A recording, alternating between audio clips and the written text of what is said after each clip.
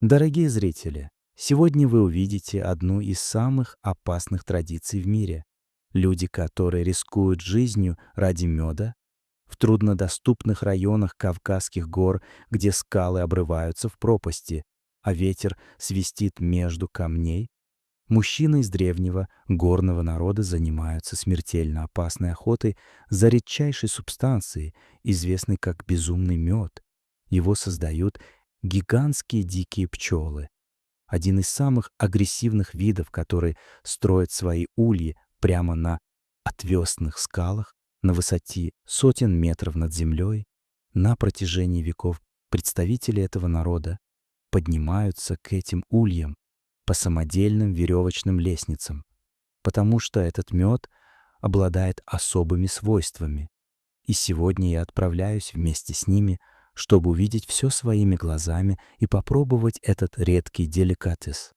Мед пользуется большим спросом по всему миру, и одна банка стоит сотни долларов.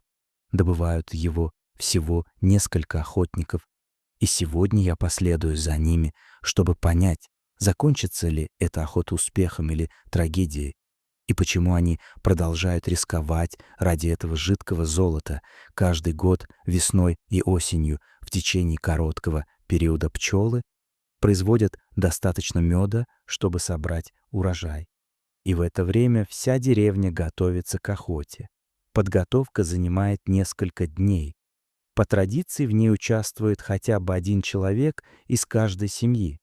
Сначала мужчины заготавливают прочные ветви и волокна, из которых плетут веревки, корзины и лестницы.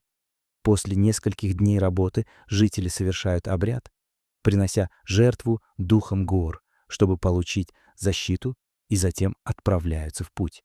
Понимая, что могут не вернуться, самый крепкий мед находится на большой высоте, и чем выше улей, тем он ценнее и опаснее.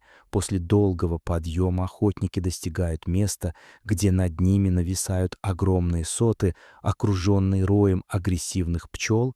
Сначала несколько человек поднимаются на вершину скалы, а остальные остаются внизу и разводят костер под ульями. Дело в том, что пчелы общаются с помощью феромонов, предупреждая друг друга об опасности, и при угрозе могут атаковать всей колонией, но дым сбивает их сигналы и вызывает у них паническую реакцию, из-за чего они начинают поедать мед и становятся менее активными. Когда дым поднимается к ульям, люди подают сигнал, и охотники начинают спуск. Перед этим они молятся, прося защиты и прощения. Затем двое мужчин босиком начинают спуск по лестнице, чтобы лучше чувствовать опору. Они поют, поддерживая друг друга. Один отгоняет пчел, а второй вооружается длинной палкой с острым концом и начинает срезать соты. Ветер раскачивает лестницу, и каждое движение может стать последним. Но работа продолжается. Куски сот аккуратно передаются в корзину, закрепленную на длинной палке, потому что если они упадут, то разобьются о камни. В некоторых случаях охотник работает один, удерживая корзину ногами, балансируя на высоте сотен метров. Когда корзина наполняется, ее поднимают вверх, опустошают и снова опускают, чтобы продолжить, но иногда дым не доходит до ульев, и пчелы остаются активными. Тогда охотник использует горящие ветки, чтобы отогнать их, рискуя поджечь лестницу. И такие случаи уже происходили. Старейшины рассказывают о трагедиях, когда лестница загоралась, и охотник был вынужден отпустить ее и упасть вниз. Несмотря на это, охота продолжается, потому что этот мед имеет особую ценность. Он производится из нектара горных растений, содержащих природный нейротоксин, который делает мед необычным. В малых дозах он вызывает расслабление и легкую эйфорию, но в больших может привести к параличу.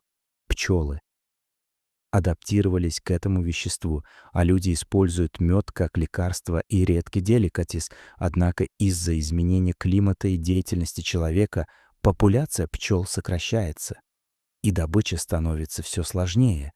Один из охотников по имени Асланбек рассказывает, что раньше они могли собрать гораздо больше меда, а теперь его становится все меньше. Несмотря на это, он продолжает, потому что эта охота — часть его жизни и культуры. После завершения сбора охотники возвращаются в деревню, делят мед между жителями и устраивают праздник. Некоторые пробуют мед сразу, ощущая его эффект, который может вызывать слабость и головокружение, но это не останавливает их, потому что для них это не просто продукт, а символ традиции, связь поколений и способ доказать свою силу. Многие начинают участвовать в охоте еще подростками, обучаясь у старших. Но сегодня традиция постепенно исчезает. Молодежь уезжает в города в поисках более безопасной жизни. И если ничего не изменится, однажды эта опасная охота может исчезнуть навсегда, хотя интерес туристов дает шанс сохранить ее. И, возможно, в будущем она станет частью культурного наследия. Но пока мужчины продолжают подниматься по шатким лестницам, рискуя жизнью ради меда, который для них значит гораздо больше, чем просто сладость. Спасибо за просмотр, дорогие зрители. Если вам понравилось видео, обязательно поставьте лайк и подпишитесь на канал. Напишите в комментариях, из какого вы города и хотели бы вы попробовать такой мед. До встречи в следующих историях.